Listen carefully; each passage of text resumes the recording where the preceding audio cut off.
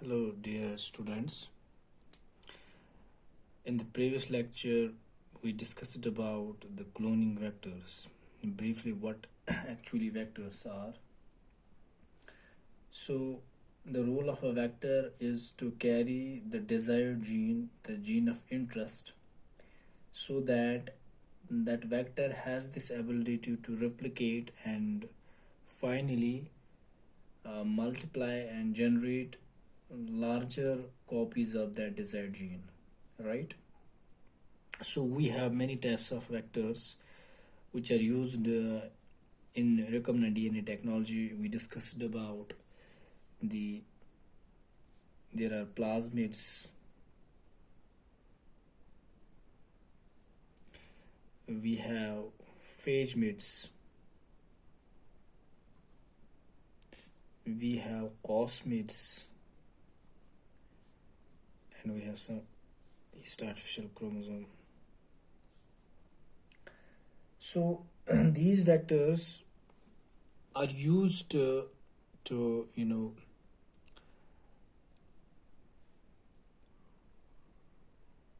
replicate and to multiply the desired gene of interest, which we have separated with the help of restriction endonuclease, that is the fragments of DNA. Now today we will discuss about the features required in cloning vector. What are the features which are needed, which are essential for a vector to perform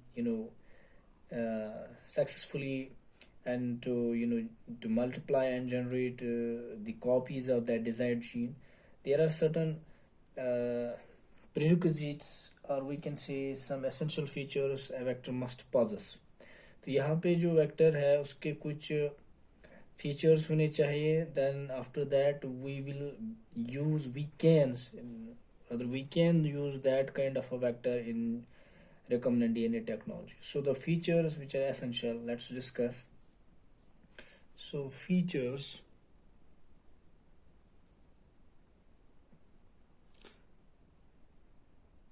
are required in cloning vector.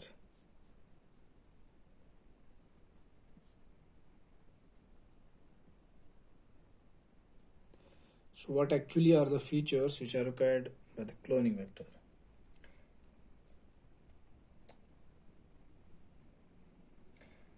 So there must be first thing that must there have origin of replication. Origin of replication. So a vector must possess origin of replication, or simply it's called ORI. Actually, what is ORI? It is DNA sequence which is specialized to initiate replication. So what it is a DNA sequence which is specialized, right, to initiate replication. ठीक है. तो ये actually एक DNA की ऐसी sequence होती है क्योंकि the vector itself is a vehicle, it's a DNA, right? And definitely this DNA will replicate, and it should possess a sequence of that DNA which is specialized for replication. तो ऐसी एक जगह होनी चाहिए उस डीएनए पे, उस vector पे, जहाँ से रेप्लिकेशन स्टार्ट हो, जहाँ से रेप्लिकेशन इनिशिएट हो. तो उस जगह को हम बोलते हैं ओराई. सो हम ऐसे भी कह सकते हैं और एक ऐसी जगह है डीएनए वेक्टर पे, ऐसी सीक्वेंस है वेक्टर के डीएनए पे जहाँ से क्या होती है, start replication. Got it? So this is called ori. तो यहाँ पे एक ओराई होनी चाहिए एक वेक्टर पे, so that it can replicate. It can. Then second thing is that it must possess selectable marker.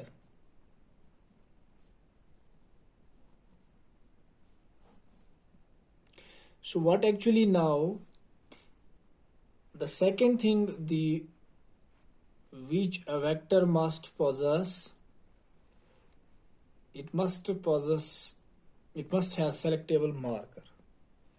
So selectable marker क्या होता है?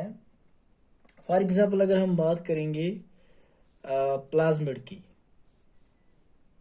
तो प्लाज्मिड की फॉर एग्जाम्पल हम प्लाज्मिड की बात करते, plasmid is a well known vector and we have farmers synthesized developed many plasmids plasmid vectors. We have commercially available, for example, PB322. For example, there is PB322. Okay, PBR, sorry, it's PBR. It's actually plasmid, and the science which are formed this Bolivar Rodriguez, BR. It's BR for Bolivar and Rodriguez, for the scientists who formed this vector BR, PBR322. Then there is PUC 18, right? Plasmid and University of California. This was formed in UC, means University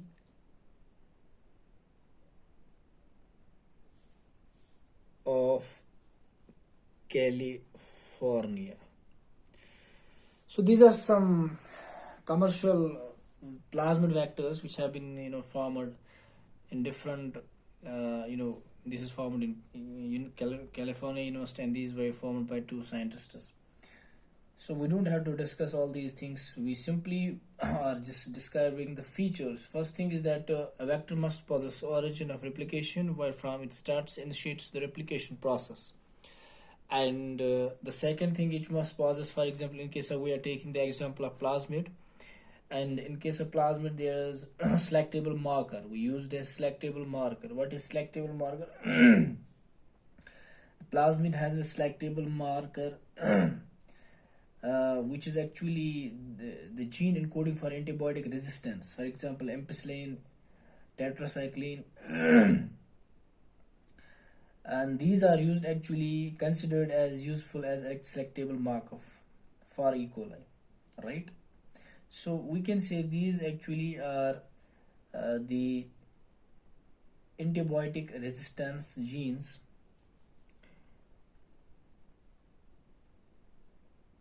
The plasmid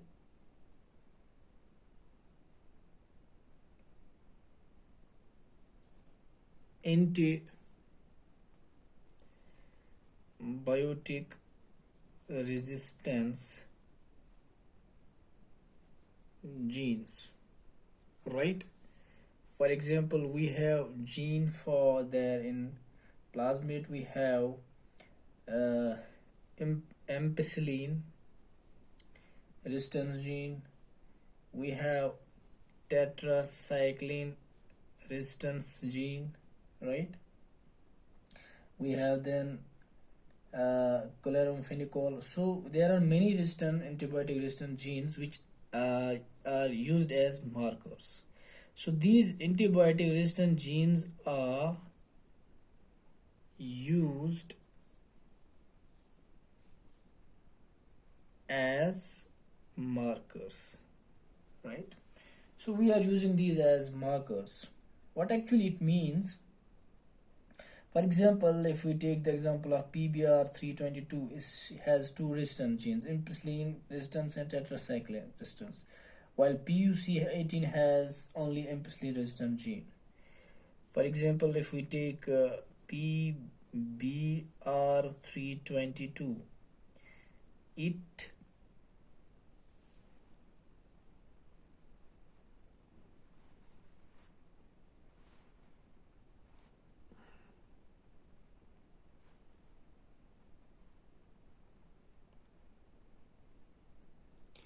for example, PBR322, it has two resistant genes, resistance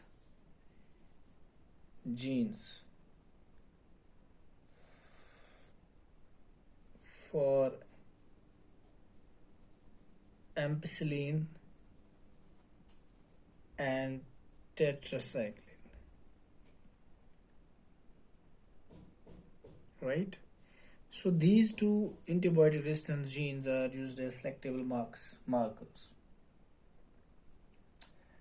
Selectable marker is meant for distinguishing a recombinant from non-recombinant DNA. What actually this is used for? Selectable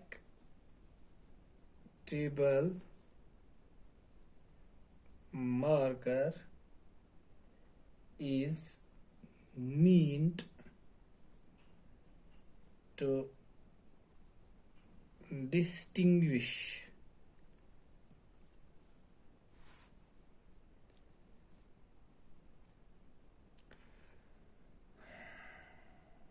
a recombinant from non-recombinant.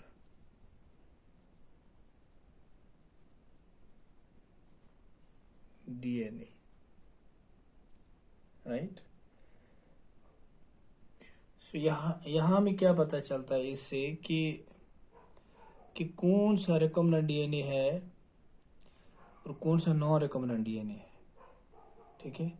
जिसमें हमने जो desired DNA या desired segment of gene introduce किया है, वहाँ पे हमें पता चलता है जब हम उनको कल्चर करते हैं इन पर्टिकुलर एंटीबायोटिक में.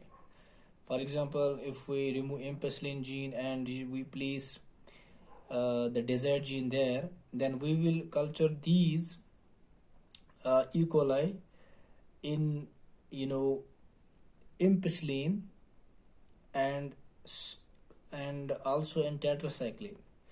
But those which will have this gene there, tetracycline, they won't die. But those which have they don't have this implicit gene now because this has been removed, and those will they can't just simply, we can say, they can't have this resistance gene, or we can say we just remove tetracycline. Actually it means it's also helps in eliminating the non-transformed bacterial cells from transformed bacterial cells. Transformation is the passage of foreign DNA or plasmid containing the passenger DNA into a host cell. So what actually it means? It means that this helps us in distinguish a recombinant DNA from a non-recombinant. तो इससे हमें पता चलता है कि जो recombinant DNA है और non-recombinant DNA कौन है, ठीक है? या हम कहेंगे it also helps in eliminating the transformed. It also helps us in eliminating the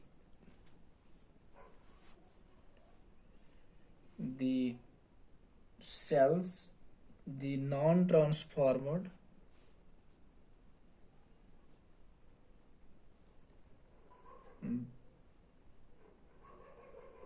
bacterial cells from transformed bacterial cells. So this is how we can use such vectors which have origin of replication, selectable marker, and for example we most frequently use plasmid PBR322 which has two selectable markers, and we use PUC which has one resistant gene, and these are those vectors which have both ORI as well as the selectable marker.